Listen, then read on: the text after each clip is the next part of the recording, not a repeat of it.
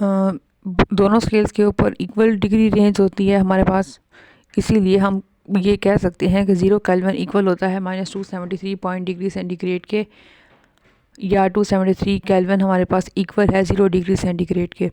नीचे उन्होंने हमारे पास conversion of Kelvin temperature to Celsius temperature हमें इक्वेशंस दी हुई हैं कि अगर हमें टेम्परेचर डिग्री सेंटीग्रेड में दिया हुआ हो और हमने उसको केल्विन में कन्वर्ट करना हो तो हम K is equal to C plus 273 इस फॉर्मूले से हम उस टेम्परेचर को कन्वर्ट कर सकते हैं। इसी तरह अगर हमें केल्विन में टेम्परेचर दिया हुआ हो तो हम उसको डिग्री सेंटीग्रेड में भी कन्वर्ट कर सकते हैं किस फार्मूले से, कि degree centigrade is equal to Kelvin minus 273। आगे इनके शॉर्ट थ्योरम्स आएंगे, शॉर्ट कैलकुलेशंस आएंगी, वो मैं आपको करके इसको मज़ीद क्लियर कर दूंगी। नेक्स्ट हमारे पास है चार्ल्स लॉ। चार्ल्स लॉ जे चार्ल्स ने 1787 में इस लॉ को इंट्रोड्यूस करवाया था। इस लॉ में वॉल्यूम और टेम्परेचर का रिलेशनशिप भी स्टडी किया गया था। इस लॉ की स्टेटमेंट क्या है, volume of a given mass of a gas is directly proportional to the absolute temperature if the pressure is kept constant. Boyle's law में हमने क्या पढ़ा था, बॉयल्स लॉ में हमने वॉल्यूम और प्रेशर को स्टडी किया था और उसमें टेम्परेचर कांस्टेंट था। अब चार्ल्स लॉ में हम लोगों ने वॉल्यूम और टेम्परेचर को स्टडी करना है, इनके दरमियान में डायरेक्ट रिलेशन होता है और इसमें प्रेशर को कांस्टेंट रखा जाता है। आपने एमसीक्यू में ये बात याद रखनी है। When pressure P is kept constant, the volume V of a given mass of a gas is proportional to the absolute temperature. जब हम प्रेशर को कांस्टेंट रखेंगे तो हमारा वॉल्यूम टेम्परेचर के डायरेक्टली प्रोपोर्शनल होगा। अगर हम टेम्परेचर गैस का ज़्यादा करेंगे तो वॉल्यूम भी ज़्यादा हो जाएगा, अगर हम टेम्परेचर कम रखेंगे तो वॉल्यूम भी गैस का कम होगा। नीचे उन्होंने रिप्रेजेंटेशन दिखाई है, V is directly proportional to T। जब हम प्रोपोर्शनैलिटी का साइन हटाएंगे तो इक्वल लगा कर के आ जाएगा, V over T is equal to K। अब K हमारे पास यहाँ पे प्रोपोर्शनैलिटी कांस्टेंट है, अगर हम टेम्परेचर को इंक्रीज़ करेंगे तो वॉल्यूम भी इंक्रीज़ होगा। इसीलिए जब T1 से T2 टेम्परेचर चेंज होगा तो वॉल्यूम भी V1 से V2 चेंज हो जाएगा। मैथमेटिकल फॉर्म चार्ल्स लॉ की इन्होंने नीचे दिखाई है, V1 over T1 is equal to K और V2 over T2 is equal to K। दोनों के प्रोपोर्शनैलिटी कांस्टेंट सेम है, इसीलिए उनके वेरिएबल्स भी आपस में इक्वल होंगे। V1 over T1 is equal to V2 over T2। ये इक्वेशन भी आपने फर्दर कैलकुलेशंस के लिए याद रखनी है। इसे हम छोटे छोटे अपने न्यूमेरिकल क्वेश्चन सॉल्व करेंगे। नीचे उन्होंने एक्सपेरिमेंटल वेरिफिकेशन चार्ल्स लॉ की दी है। Let us take a certain amount of gas enclosed in a container having a movable piston. हमने एक गैस लेनी है क्लोज्ड सिलेंडर के अंदर और उसका मूवेबल पिस्टन रखना है। अब इनिशियल वॉल्यूम अगर V1 50 सेंटीमीटर क्यूब हमने रखा है और initial temperature T1 25 degree centigrade है, तो जब हम टेम्परेचर को 25 डिग्री सेंटीग्रेड से 100 डिग्री सेंटीग्रेड तक इंक्रीज़ करेंगे तो वॉल्यूम भी हमारा इंक्रीज़ होकर 62.5 cm क्यूब हो जाएगा। अभी से हमें क्या समझ में आया है कि वॉल्यूम और टेम्परेचर हमारे पास डायरेक्ट रिलेशनशिप में है कि अगर हम वॉल्यूम टेम्परेचर इंक्रीज़ कर रहे हैं 25 डिग्री सेंटीग्रेड से 100 डिग्री सेंटीग्रेड के ऊपर, तो हमारे पास वॉल्यूम भी 50 cm क्यूब से 62.5 cm क्यूब तक इंक्रीज़ हो रहा है। साइड पे उन्होंने जे चार्ल्स को दिखाया है। एक फ्रेंच इन्वेंटर था, साइंटिस्ट था और मैथमेटिशियन था।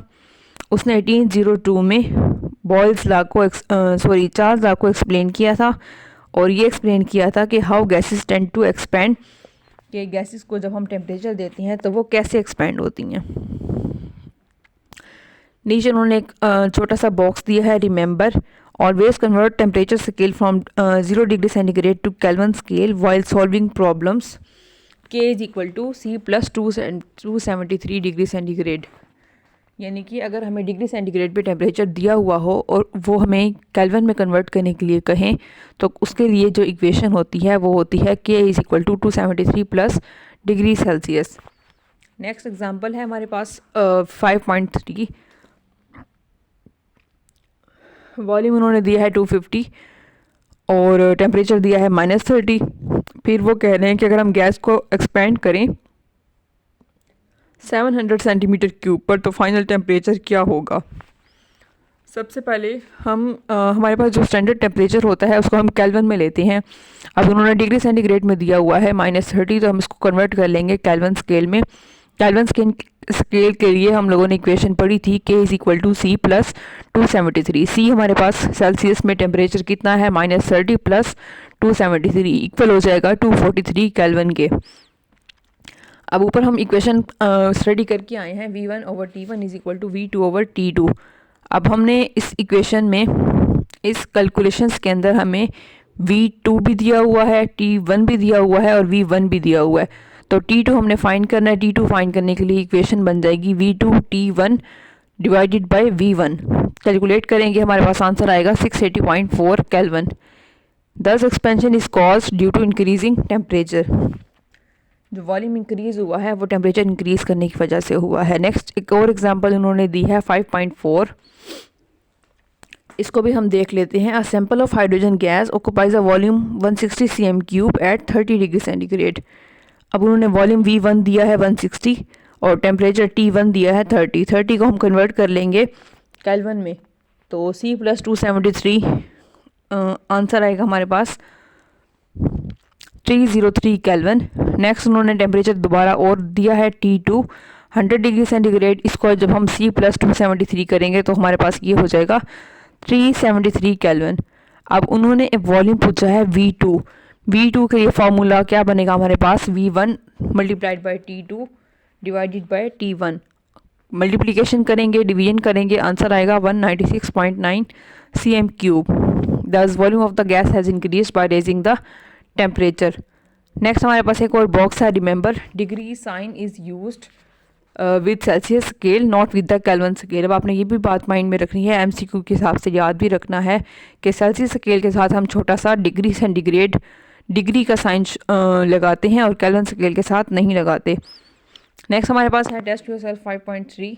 इसको आप एक बार गो थ्रू कर लेंगे। कोई भी क्वेश्चन समझ में ना आए तो you can ask me in the comment section, I will answer it. Next हमारे पास है do you know. Do you know में वो कह रहे हैं in which units body temperature is measured.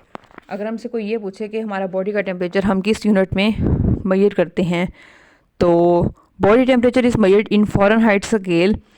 Body के टेम्परेचर को हम फ़ारेनहाइट स्केल में मेजर करते हैं। नॉर्मल बॉडी का टेम्परेचर हमारा 98.6 डिग्री फ़ारेनहाइट होता है और वो इक्वल होता है 37 डिग्री सेंटीग्रेड के। अब आपने ये भी MCQ में दोनों पॉइंट्स याद रखने हैं।